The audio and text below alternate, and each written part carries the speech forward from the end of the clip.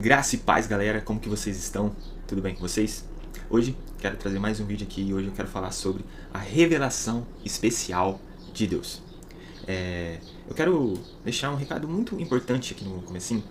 Se você quiser aprender mais sobre Deus, se você quiser mais se aprofundar sobre a palavra junto conosco, assista o vídeo por completo. Porque assistir o vídeo no começo ou apenas pela metade não te levar à profundidade do que terá a conclusão desse vídeo.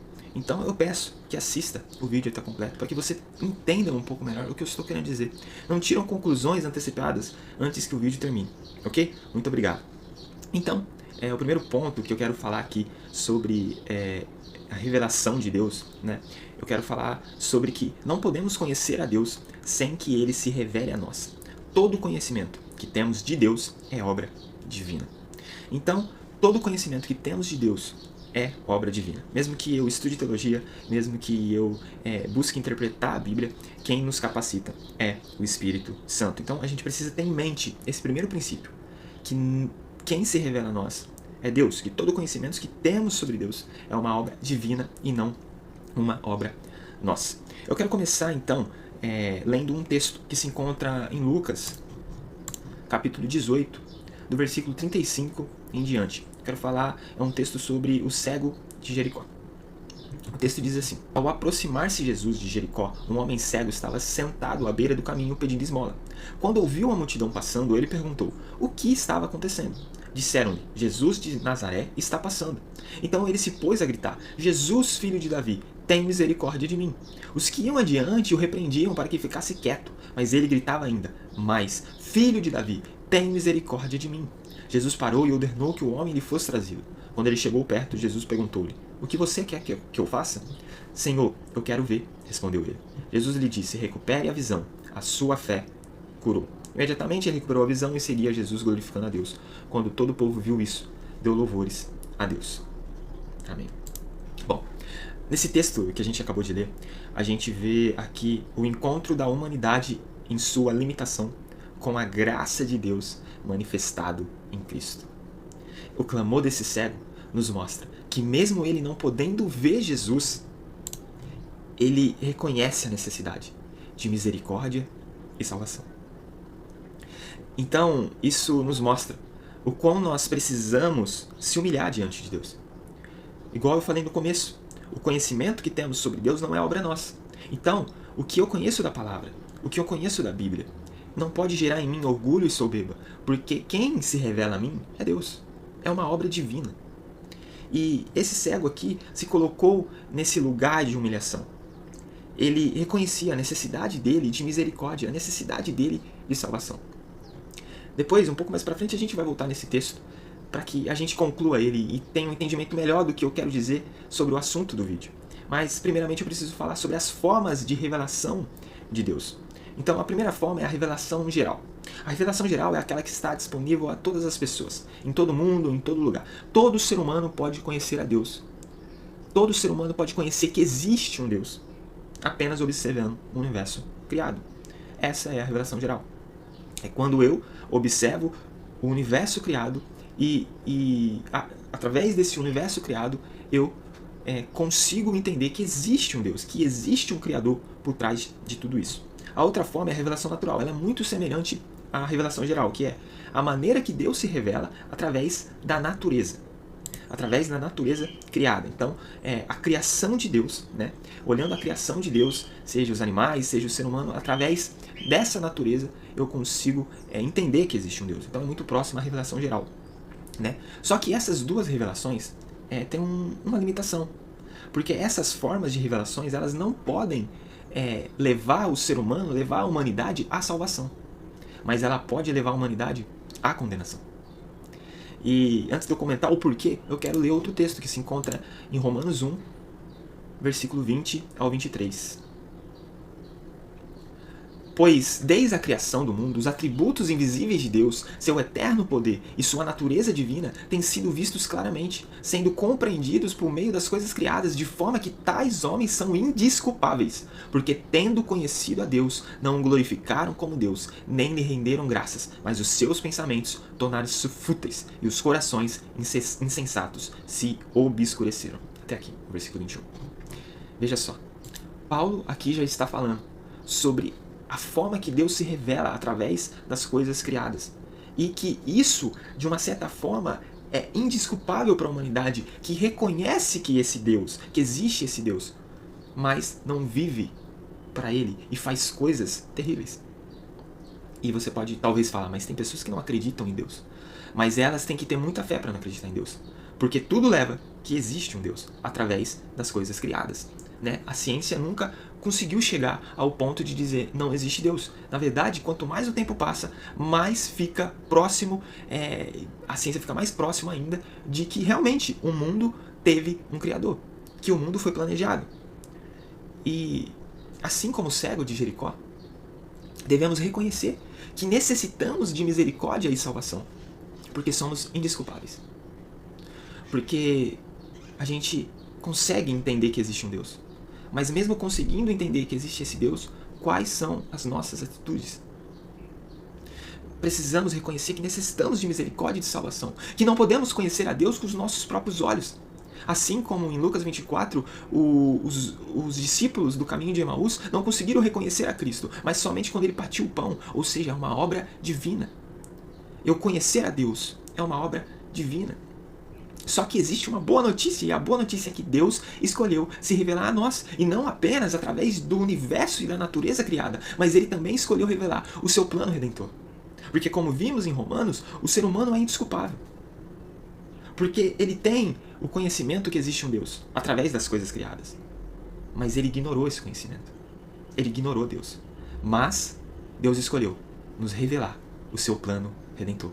E é onde chegamos à revelação especial. A revelação especial de Deus é que através de Cristo somos redimidos e que Deus escolheu usar um livro chamado Bíblia para revelar a nós o seu plano de redenção. Revelação especial é a revelação do plano redentor de Deus. E para que a gente conhece esse plano redentor de Deus, eu preciso ler Efésios capítulo 1, versículo 3. Preste muita atenção nesse texto. Bendito seja o Deus e Pai de nosso Senhor Jesus Cristo, que nos abençoou com todas as bênçãos espirituais nas regiões celestiais em Cristo. Porque Deus nos escolheu nele antes da criação do mundo, para sermos santos e irrepreensíveis em sua presença. Em amor nos predestinou para sermos adotados como filhos por meio de Jesus Cristo, conforme o bom propósito da sua vontade, para o louvor da sua glória, da sua gloriosa graça, a qual nos deu gratuitamente no amado. Nele temos a redenção por meio de seu sangue, o perdão dos pecados, de acordo com a riqueza da graça de Deus, a qual ele derramou sobre nós com toda a sabedoria e entendimento, e nos revelou o ministério da sua vontade, de acordo com o seu bom propósito, que ele estabeleceu em Cristo. Isto é, de fazer convergir em Cristo todas as coisas, celestiais ou terrenas, na dispensação da plenitude do tempo. Nele fomos também escolhidos, tendo sido predestinados conforme o plano daquele que faz todas as coisas, segundo o propósito da sua vontade, a fim de que nós, o que primeiro esperamos em Cristo, sejamos para louvor da sua glória.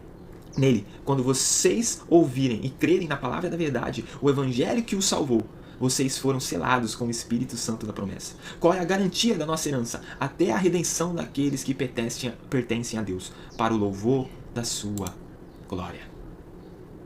Glória a Deus. Glória a Deus por esse texto. Glória a Deus pela revelação especial, que é o plano redentor de Deus. Neste livro, que é a Bíblia, Deus se revela a nós. Deus revela a nós o seu plano de salvação. Fomos escolhidos pelo Pai, assim como a gente vê em Efésios, o texto que a gente acabou de ler. Fomos escolhidos pelo Pai, redimidos pelo Filho e protegidos pelo Espírito Santo. E glória a Deus por isso. Essa é a revelação especial de Deus. Que mesmo que a gente estava de uma forma indesculpável, como Paulo vai falar, ele revelou a nós o seu plano redentor.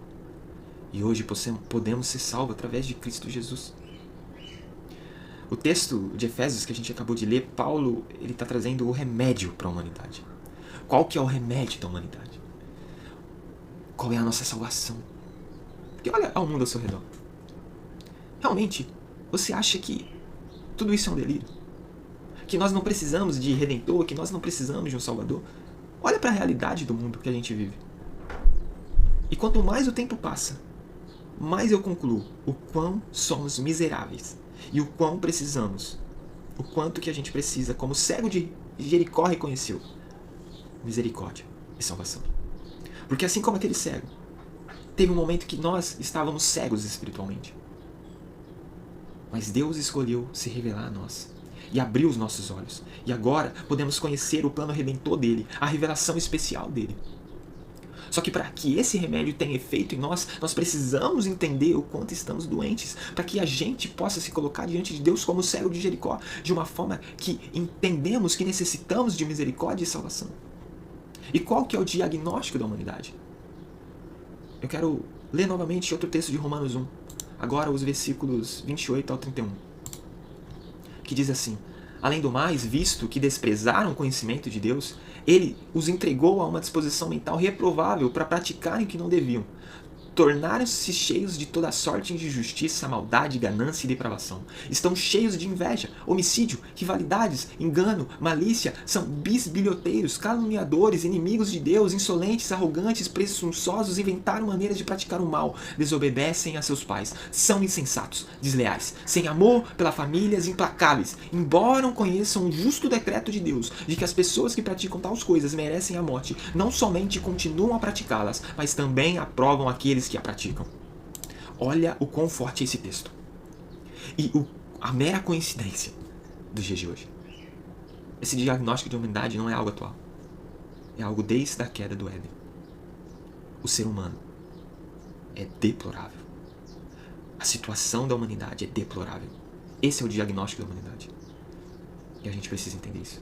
Porque desde que Adão e Eva escolheu no Éden a árvore do conhecimento do bem e do mal, assim trocando conhecimentos que eles poderiam ter com Deus, no relacionamento diário com Deus, conhecendo o coração de Deus cada dia mais, que todos os dias iam conhecendo cada vez mais o coração de Deus, eles trocaram tudo isso para o conhecimento do bem e do mal, um conhecimento que eles não poderiam conhecer, porque o ser humano não tem a capacidade de entender o que é bem e o que é mal, porque se tivesse, a gente não estava nessa situação deplorável. E a humanidade, após que escolheu trocar o conhecimento de Deus diariamente pelo seu próprio conhecimento, movido pelo orgulho e soberba, a humanidade vem perdendo esse conhecimento de Deus.